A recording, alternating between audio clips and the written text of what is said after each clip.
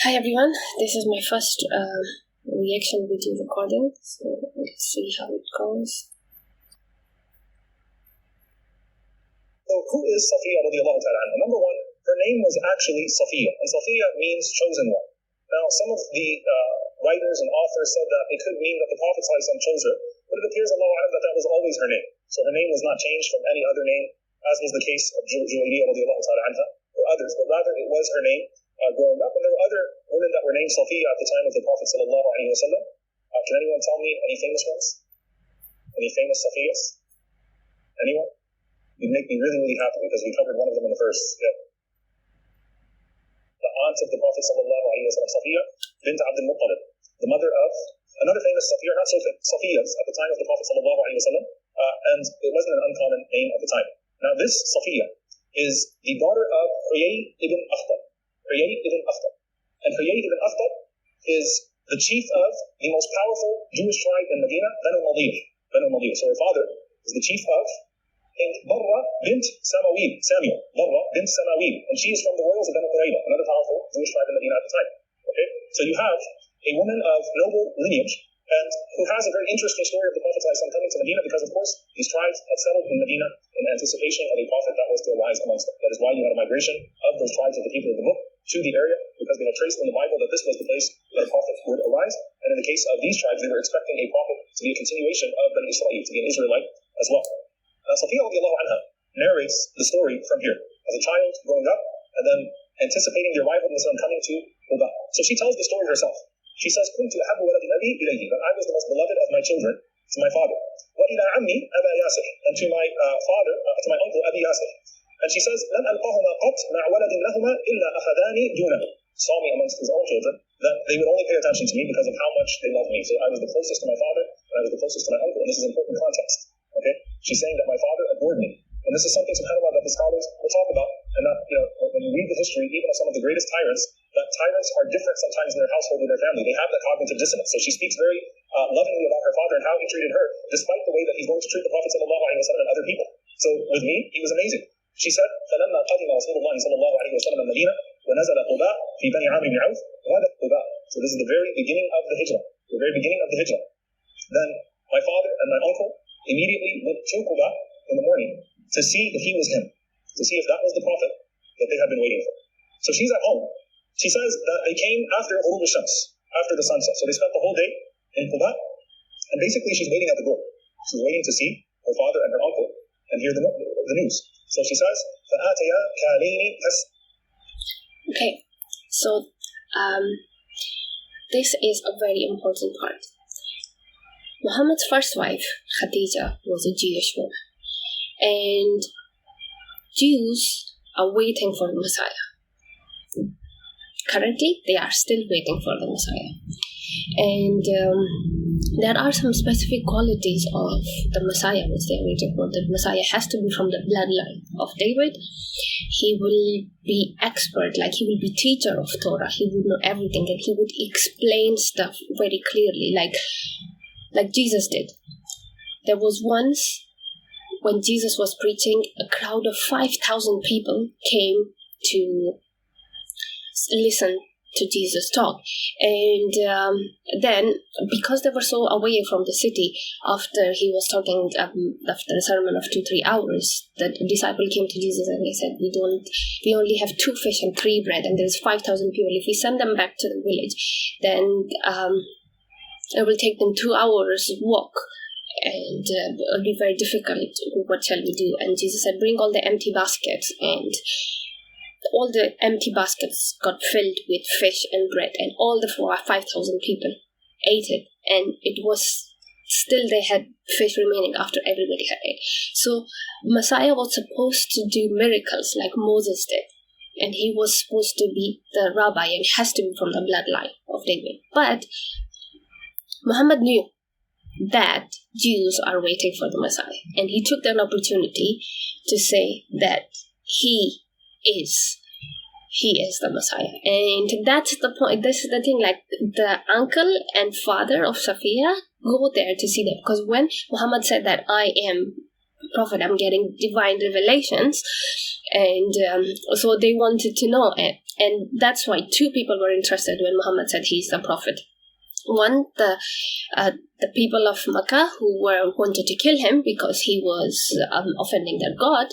And second, the Jews of Medina were interested in him. They wanted to listen to him to know if he is the Messiah because they rejected Jesus.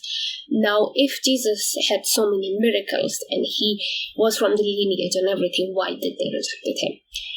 Because Jews were waiting for the Messiah to come and take the Jews, save the Jewish people from Romans, like Moses saved the Jews from pharaohs, and he took them out of Egypt.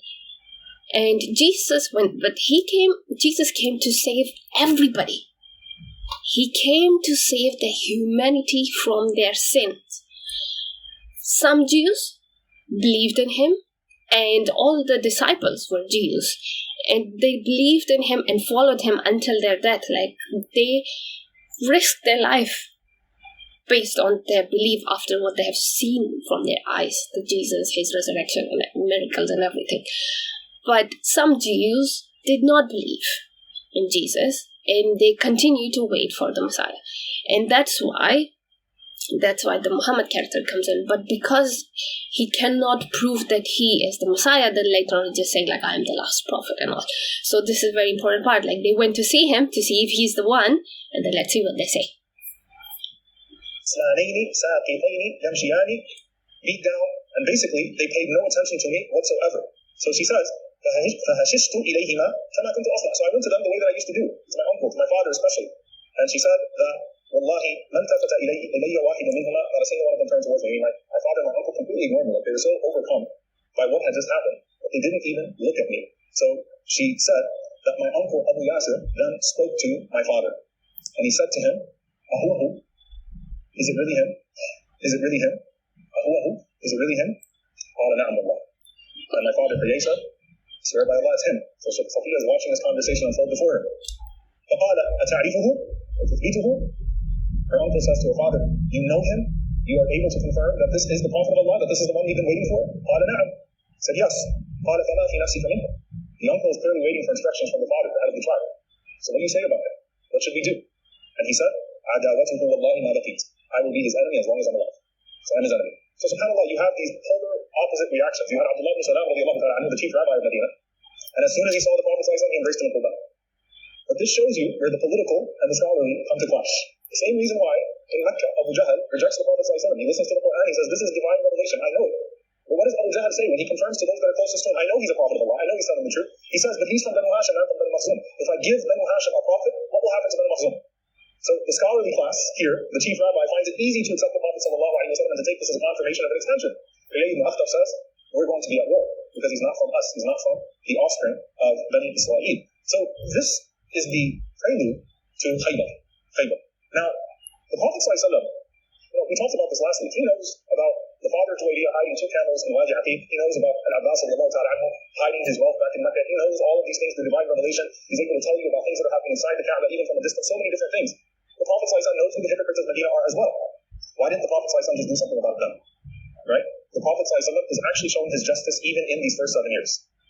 The enmity was declared before the Prophet even set foot in Medina. He was still out in Quba. The enmity was declared.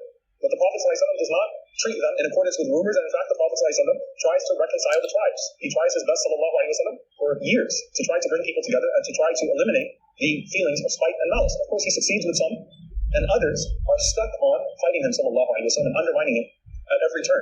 Now this is now towards the end of the Madani Sirah, where Allah Azza wa Jalla starts to expose the plots of the people. So Abdullah ibn Ubay bin Salul was exposed last time in Banu Mustaliq.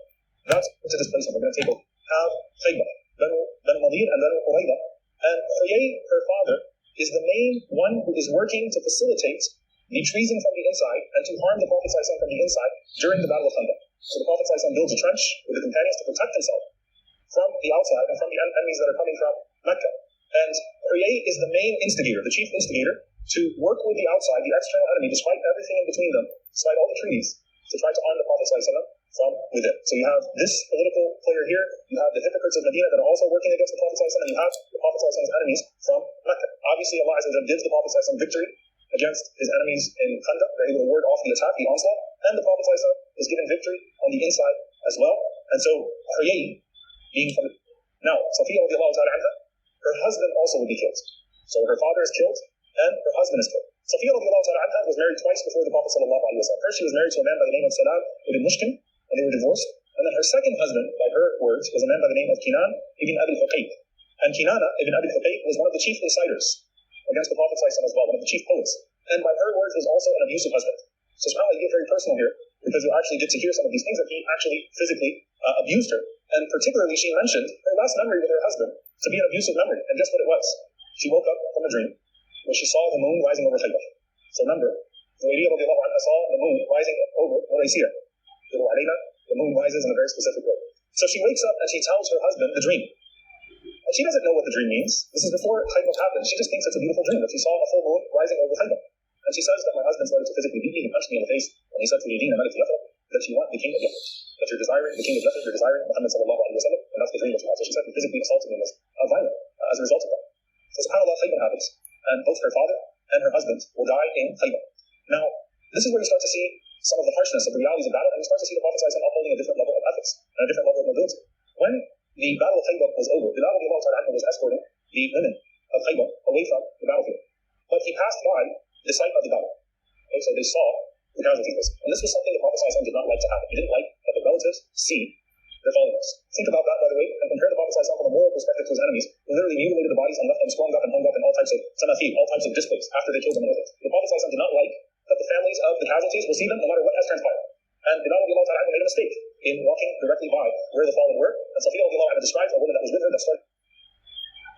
Okay, so it's okay to kill them, but don't let the loved one see that they've been murdered or mutilated.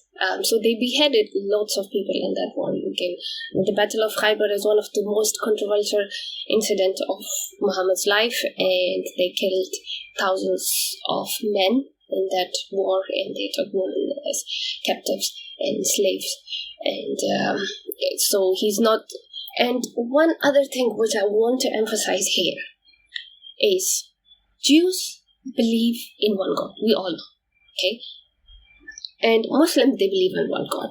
Jews believe in one God. So here, Muhammad is killing these people not because of God, because they believe in God. All the other prophets that came in the lineage of Jews, they believed in one God. He's killing them because they do not believe in Him.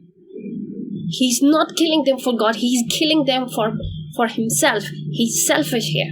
They do not believe in Him. Yes, they do not believe that He is the Messiah. They know the scriptures, because the stories you hear when you are traveling from one place to another and you're trading, those stories and those folk stories are different to the stories which are actually written in Bible and in Torah. And these people, they know the Torah. And when they listened to Muhammad talking, they knew what they could differentiate between the truth and the lies, and they rejected Him. Yes, they would have killed Him. They killed Jesus, so they would have killed Muhammad as well. So He is trying to save Himself. I understand that. But to be the Messiah, to be a prophet, you need to be a bigger person. And you don't kill people if you are that divine. And a lot of people, when I debate with them, they say like, oh, but God told Him to kill. Listen, if God wants to kill people, He can have earthquake, storms. The angel of death is under command of God. He can say like, go kill thousands of people. Do you think God cannot kill people? The Noah's flood came and he wiped out the lots of species and lots of humans. So it's not difficult for God to kill people. When God sent Moses, He could have killed all the pharaohs, but He didn't. He slowly showed different signs about Him. And then He saved the people. So God doesn't like to kill people, and He wouldn't ask His prophet to go kill people. So please open your eyes, people, and see the truth. Here, he's killing the people of the God that the prophets worked so hard to save throughout the Bible. And if you're claiming that you are from the same lineage of Abraham and Moses and all that, if you think that you are another Abrahamic religion, then you are not going to go and kill Abrahamic people. This is wrong. If you are a prophet, you're not going to kill people of the book. You're not going to kill people of God. This is a big sign. Please, people, open your eyes. The truth is in front of you. Let's continue what happened after that. I started to scream and I started to shout and I started to lose it basically. And the Prophet ﷺ got mad and he said to Bilal radiallahu ta'ala anhu, he said, "Anuzi'at minka rahmatu ya Bilal." He said, has mercy been taken from you, O Bilal, حتى تمر بامرأتين على قتل رجالهما, that you would take these women and you would let them see their fallen loved ones, that you would let them see their fallen men. Has rahmah been taken from you, O Bilal? So the Prophet ﷺ instructed Bilal radiallahu anhu to take them away, not to let them see that sight. So this is part of the humanity of the situation as well in Khaybar. Now Anas radiallahu ta'ala anhu, he says that the captives were at Khaybar, the prisoners of war were at Khaybar. And as they were at Khaybar, Dihya radiallahu ta'ala anhu, he took Safiyya radiallahu ta'ala anha and a group of captives, and others took a group of captives. And a man came to the Prophet sallallahu alaihi wasallam, فقال يا نبي الله أعطيت دحية صفية بنت حيي سيدة قريظة والنظير. O Prophet of Allah, you gave Dihya a captive who was Safiyya bint Huyayy. She is the princess, or she is the leader, princess Sayyida of Qurayza and Nadir. She's a noble woman of both Qurayza and Nadir. لا تصلح إلا لك. It's not befitting for her to go to anyone except for you. Meaning, again, a captive of a noble family should go to the noble conqueror in the case of there's a conquest. Of course, this is a case of warding off an attack from the inside, and the Prophet winning a battle. But what he means by that is that she should be your captive, not your wife. Right? She should be your captive. Right? That she's too noble to simply be a captive to someone else. So the Prophet he calls Safiyya radiallahu ta'ala anha forward. And he says to Safiyya, as if to tell her, subhanAllah, why this had to happen, why the reality of battle had to take place the way that it did. He said, لم يزل أبوك من أشد يهود لي عداوة حتى قتله الله. He said, listen, your father was the most vicious of the Jewish tribes towards me until Allah subhanahu wa ta'ala took him. Like, I'm not a person who likes to kill people. I'm not a person who likes to have these battles. The Prophet was not seeking this type of a situation. And the answer of Safiyya surprised the Prophet. She said, I said to the Prophet, Ya Rasulullah, inna Allah yaqulu fi kitabihi wa la taziru wazirat. It's surprising because she's quoting Quran to the Prophet. Right? And there are numerous things that the scholars will mention here. Perhaps, obviously, proximity, people live amongst each other. There's an exchange of information. Muslims are getting to know the Jews of Medina. And in non-hostile situations, there is an explanation and perhaps something is being recited. But the fact that she quotes to the Prophet this ayah is very interesting. And look at what the Prophet does. The Prophet says to her, اختار, I give you the choice. فإن اخترت الإسلام أمسكتك لنفسي وإن اخترت اليهودية فعسى أن أعتقك فتلحقي بقومك. He said to her, look, I'm going to give you the choice. This is again a noble gesture from the Prophet to her. He says to her, if you become Muslim, I'll keep you with me. And if you choose to remain amongst the Jewish tribes, if you choose to retain your Jewish religion, then I'll send you back to your people free. I'll actually free you and send you back to your people. This is a noble gesture that is not expected of the Prophet by any means. Right? That, okay, you're a noble woman, and you don't seem to be someone who did anything wrong, so you have a choice. Now, when the Prophet said that, and this is important in the context, when he said that I will keep you, the context, or what she understands from that, is that the Prophet will take her as a captive, if she becomes Muslim, or the Prophet will free her, if she retains her religion. So she says, Ya Rasulullah, لقد هويت الإسلام وصدقت بك قبل أن تدعوني حيث صرت إلى رحلك وما لي في اليهودية testified to your prophethood before you invited me to this religion. And she said, I have no guardian amongst my tribe. I have no father there. I have no brother there. No one is left for me amongst my people. And she says, وَخَيَّرْتَنِي الْكُفْرَ وَالْإِسْلَامِ. And she said, you're giving me a choice to basically remain upon disbelief or to become a Muslim. This is the choice that I'm hearing from you. So the choice is actually, so he killed her brother. He killed her father, her uncle, everybody. And now would you like to stay with us or would you like to go to your people? Is he actually saying do you want to live or die? It sounds bad because I'm either going to be a captive and a Muslim or I'm going to be free and upon my other religion. She's saying, I actually want to become Muslim. So she says, in that case, فَاللَّهُ وَرَسُولُهُ أَحَبُّ إِلَيَّ مِنَ الْعِتْقِ. Allah and His Messenger are more beloved to me than freedom. So she's actually now expressing her sincerity towards Islam. And she says, when أَرْجِعَ إِلَىٰ قَوْمٍ, for me to go back to my people. And the Prophet ﷺ, of course, this was pleasing to him, but what he meant the entire time was that he was offering her to marry her, which would be a far more noble place than taking her as a captive. He doesn't have to do anything, ﷺ. The expectation, in fact, is that he takes her as a captive. The Prophet ﷺ instead frees her, and he proposes to her to marry her, radiallahu ta'ala anha. And so the Prophet ﷺ effectively marries her in this regard. Now, subhanAllah, there's so much to unpack here. Number one, the fact that the Prophet ﷺ gave her the choice to go back to her people and to retain her religion and no harmony whatsoever. So it shows you the rahmah of the Prophet ﷺ towards her. Number two, the Prophet ﷺ did not retain her in captivity, but in fact the Prophet ﷺ honored her. And this was a hard thing to swallow for the Muslims because she's from Banu Nadir, which was deeply hostile towards the Muslims. It's a hard thing for them to swallow. And the Prophet _, on top of that, establishes something in the ethics of war that was also unheard of at the time. He establishes iddah for the captives. Iddah means there's a waiting period for the captives as well before they would have any type of intimacy or cohabitation or whatever it may be. So the Prophet _, sets her free, gives her her freedom as her mahab. He marries her sallallahu alaihi wasallam, and the Prophet _, allows the iddah to proceed. The iddah at that point is one cycle, or if a pregnancy is there, until they deliver. And so she stays with Sulaym radiallahu ta'ala anha, the mother of Anas ibn Malik radiallahu anhu, and she observes her iddah with Sulaym. So they make their way back to Medina. Now the Prophet ﷺ was patient, and that the Prophet ﷺ waited for her to signal when she was ready for the marriage to actually take place, for the walima to take place. And it was very interesting that she had initially signaled in one place, and then she actually said no, and the Prophet ﷺ simply kept on going. Right? And then she told the Prophet ﷺ afterwards that the reason why I had initially said that I was ready for the walima and then I said not yet was because she feared that the location that they were in was still close to her people, and she feared that a counterattack was going to come. And she said, I was afraid that you'd be caught by surprise, so I was more comforted if we would go further away from the location of Khaybar in that regard. And the Prophet ﷺ confirmed her truthfulness. So some of the Sahaba were like, we don't trust her. And by the way, Safiyya radiallahu ta'ala anha's entire life struggle is going to be, we don't trust her. SubhanAllah, this is so evident in her life, and it's her unique fitna, her unique struggle, that we don't trust her, that constantly is going to be put towards her way. And Zuhri rahimahullah says, كانت مما أفاء الله على رسوله صلى الله عليه وسلم فحببها وأولم عليها بتمر وسويق وقسم لها. But the Prophet ﷺ immediately admired Safiyya radiallahu ta'ala anha. He loved Safiyya radiallahu anha, her sense of loyalty, her sense of truthfulness. And the Prophet ﷺ held the walima for Safiyya radiallahu ta'ala anha with tamr and sawiq and hais. I know those of you that took the class with Sheikh Yasir Bajaz, the one thing I would admit Sheikh Yasir Bajaz does better than his cook. Sheikh Yasir can cook, mashallah, right? So the wedding of the Prophet ﷺ takes place actually while they're still on the way back to Medina. Suleiman says, I tailored a dress for Safiya anha, and the Prophet ﷺ called for the walima at a place called Sadr al-Ha, and hais was prepared, and we put a leather sheet out, and the Prophet ﷺ says, tell everyone to come forward, and basically it was a potluck. People bring forth whatever food that they have. So some people brought cheese, some people brought dates, some people brought butter, and they basically sat together, and the Prophet ﷺ said, Kulu min walimati ummikum, eat from the walima of your mother. And when the Prophet ﷺ calls Safiya your mother, again, it's like, we're not sure yet. This is her struggle. So first, people were like, is he really going to go through with this? Again, this is the first time the Prophet ﷺ marrying a woman who's not an Arab, who's from a Jewish background, and they're just coming out of Khaybar. And she's the daughter of Huyayy who was the most vicious enemy of the Prophet ﷺ. Are you sure? Prophet ﷺ says, eat from the walima of your mother.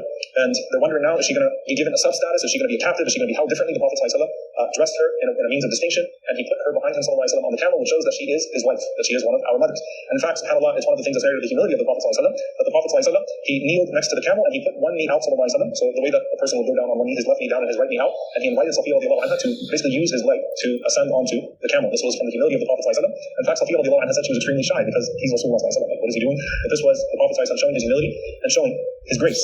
Now, subhanAllah, what happens here, this is one of the most real things that you see about Safiyya radiallahu anha, she talks through the difficulty of that situation and what she would go through being married to the Prophet ﷺ after this difficult time. She says that our first night, they basically talked the entire night. They were talking, and they were having these conversations. And she narrates all these conversations between her and the Prophet ﷺ, and she said I mean, this is the most disgusting wedding proposal ever that I know. He's like, I killed your brother, I killed your uncle, I killed your father. Will you marry me? And the audacity, can you believe it? First thing the Prophet ﷺ asked me about was I had a green scar in my eye. A green scar, like a post-bruise or a cut, but there was a green scar, something in my eye. And what was that from?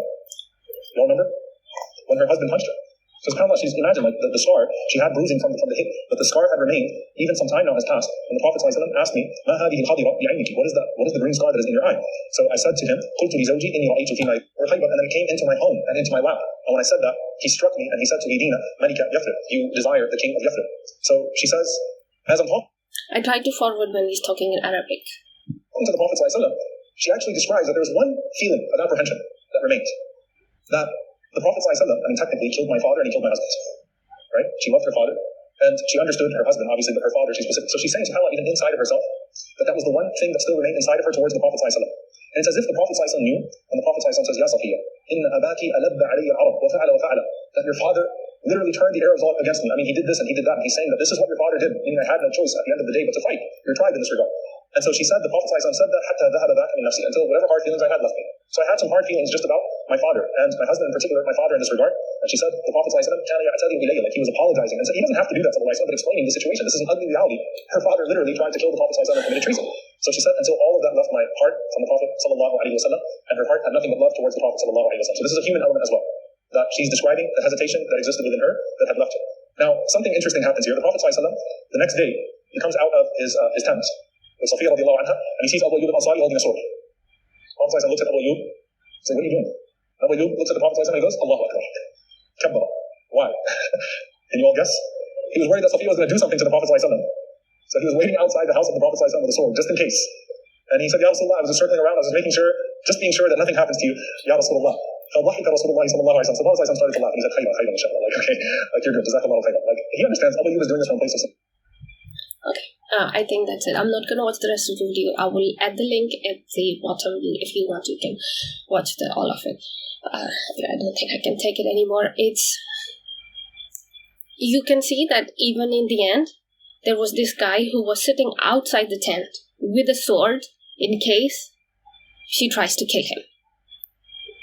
Like, I'm not the only one who thinks this is disgusting. The people at that time as well thought that this is not right. You killed her father, you killed her brother, you killed her uncle, you killed her husband, and now you're marrying her, she might try to harm you. They didn't trust her. How could you trust?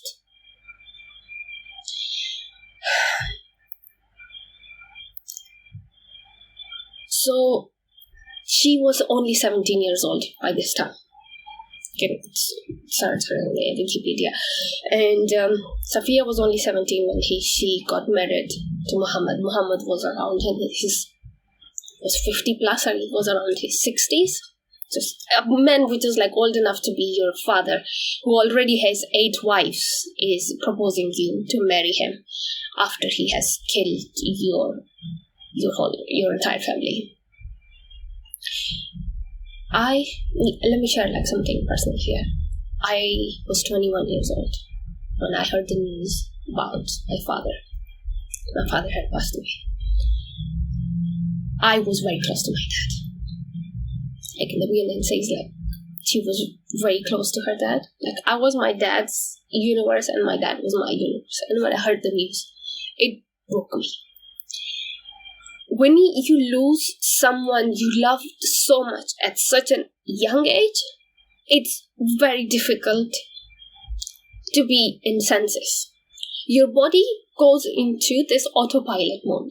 By that I mean you are eating, but you wouldn't be able to taste what you ate or how much you ate. You're walking, but you don't know where you're going. I was almost hit by a car. Then he beeped and I stopped like where I am. Because the sadness is so much that your normal sense of smell and food and sense of direction, everything just gets a secondary. Because your body is overwhelmed by sadness. Your dreamland, your memory land, and your present life, the lines between them gets really blurry. And in that situation, you're not in the right mindset to make any life-changing decisions. I would never be able to forgive someone who killed my dad. And this girl, okay, forget about me. Can you forgive someone? Your dad, who held your hand, taught you how to walk. Your dad who stayed up all night because you had fever.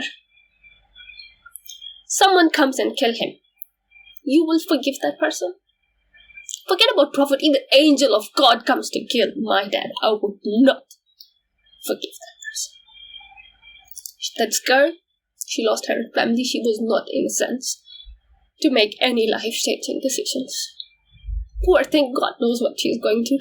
The people who are saying the Subhanallah, he's just trying to glorify this because they don't think woman is a human. For them, woman is an object. Like, yes, sir, I will do this, sir. I do not feel anything, master.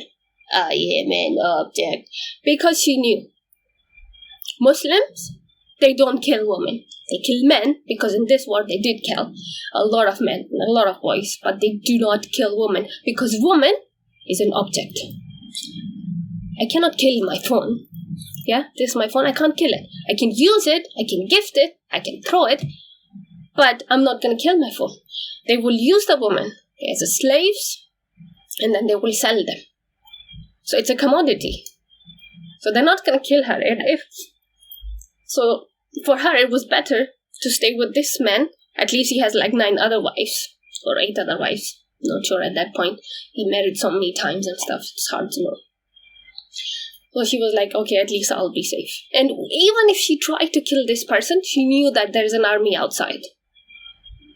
So she was in just survival mode, just said yes to whatever was happening. My heart beat for her. Okay, the husband.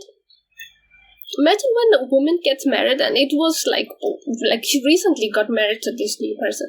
You have hopes and dreams about your future, that we can live there, we can have children and everything. And that guy was handsome on her age.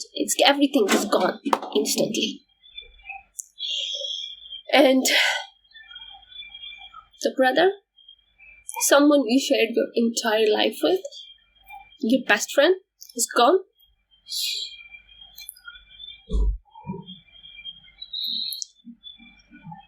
I would never be able to forgive that person. So what would you do if you are in a situation like that? Okay, forget about the woman. Just put yourself. Somebody, you live in your father-in-law's house, you're visiting them. Somebody comes, kills your father-in-law, kills your brother-in-law, kills your uncle-in-law, and then proposes your wife to marry me. Would you think he is the greatest man that ever lived in planet Earth and I should follow him? Are you really sure this man will take you to heaven? Are you sure he's gonna go to heaven? Really? After doing all that? Please read the Quran, read the Hadith, and then make decisions. We only have very short life. I'm not here to criticize anyone. I'm just trying to show the truth and reality. You make your own decisions. You believe, you don't believe, it's not going to affect me. It's your eternity. Before you put something in your mouth, you will check the ingredients, what it's made of, is it halal or not, what is in there, is it fish or is it chicken or something, and then you put your entire conscious, your entire eternity on the shoulder of someone who knew that did something so horrible. Don't answer me. Who am I? I'm just a voice. I'm somebody on the internet, okay? But can you actually tell your heart? This heart has been made from God. And it can tell you what's right and what's wrong. Can you really tell your heart that Muhammad, what he did in this battle was good? Well, if you are a woman and you are in place of Safiyya and you can't do anything, what would you do? You would wish for that person to suffer and die a painful death. That's the least you can do. What happened? Well, they continued. This wasn't the only Jewish tribe that they attacked. In the Battle of Khaybar, they attacked different tribes of Jews. And in one of those battles, Muhammad was poisoned. He became very sick. He was ill for 3 years. His health deteriorated. If he had swallowed that day, he would have died, but he threw it out, and he didn't swallow it, so his body slowly start decaying, and he became very sick after that poison incident, and after 3 years, he died. After suffering for 3 years, he died. Their marriage with Safiyya was only lasted around 3 and about years. So you can see the judgment of God in this incident. I wish all of you all the best in this life and eternity, and I really pray and hope that whoever had watched this video, dear God, please open their mind and heart so they can see the reality of what it was. I'm surprised that no one is talking about this video. When I first heard him say, like, did you see him? Is he the one? That part, it was like, oh my God, he was pretending to be Jesus. He was pretending to be the Messiah, but then he could never prove that he's the Messiah. Then he changed the narrative on the last prophet. There's no such thing as last prophet. Anyway, I will end this video.